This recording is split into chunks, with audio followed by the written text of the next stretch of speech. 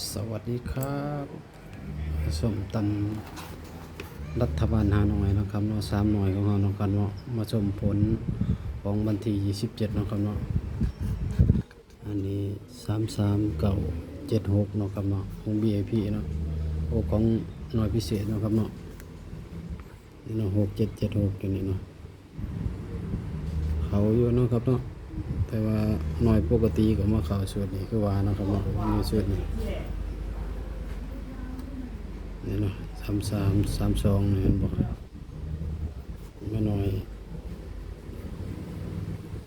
BP เนาะครับเนาะ5964เนาะครับเนาะนี่59เนาะครับ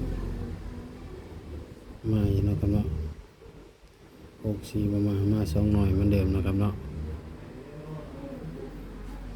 แต่ส่วนนี้เนาะปกติส่วนนี้บางครั้งก็เข้านะครับเนาะของวันที่28เนาะครับเนาะเขาดีกันเนาะตำดาวกับเขาเนาะครับเมื่อคืนนี้แต่บนด่างเนาะครับเนาะมาต้องมีวันนี้วันเป็นวันเสาร์เนาะ24 25 26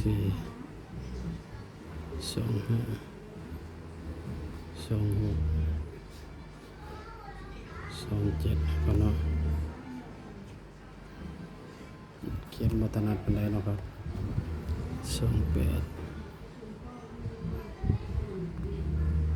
34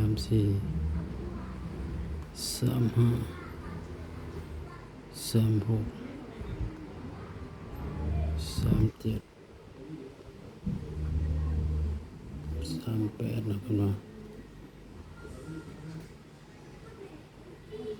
45 46 47 48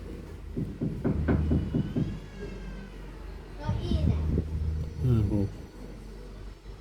57 58แล้วก็มา67 68 78นะครับเนาะส่วนที่8นะครับเนาะ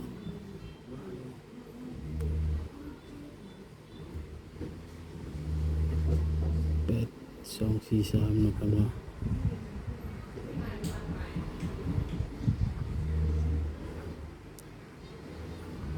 อันนี้เนาะครับอันที่ปกติเนาะ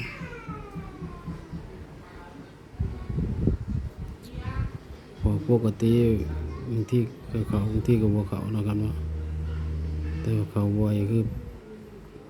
BP กับฮานอยพิเศษเนาะครับเนาะ